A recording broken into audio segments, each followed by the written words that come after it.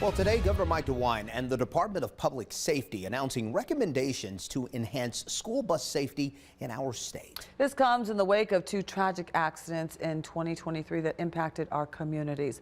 The August school bus crash in Clark County and the Tusky Valley tragedy. Gabby Hart has a close look at the specific changes that Governor DeWine says he hopes every school will get on board with.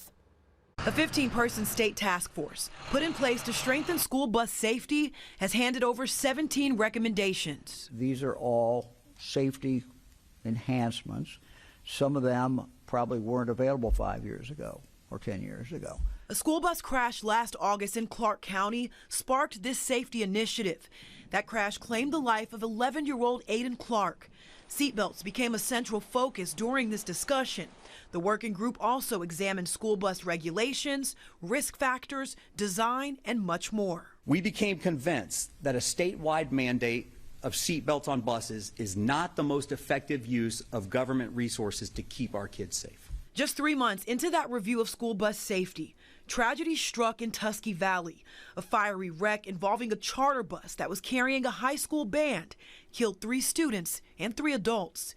That accident prompted this task force to take a closer look at safety standards when it comes to third-party transportation used by schools. One recommendation regarding school district use of commercial buses for school-related activities, creating a policy that ensures the company you're contracting with is safe. The panel is proposing upgraded lighting systems, added technology that helps prevent collisions, and rigorous training for bus drivers. Instead of requiring 9 hours of recertification training every 6 years, which is the current system, the working group recommends that those hours be spread out across the 6-year period by increasing the current annual training requirement for drivers from 4 hours per year to 6 hours per year. The governor also called for harsher penalties for traffic violations involving school buses. These buses are sacred, and don't mess with them and back off. Data from the Ohio State Highway Patrol shows more than 6,000 school bus crashes have occurred in our state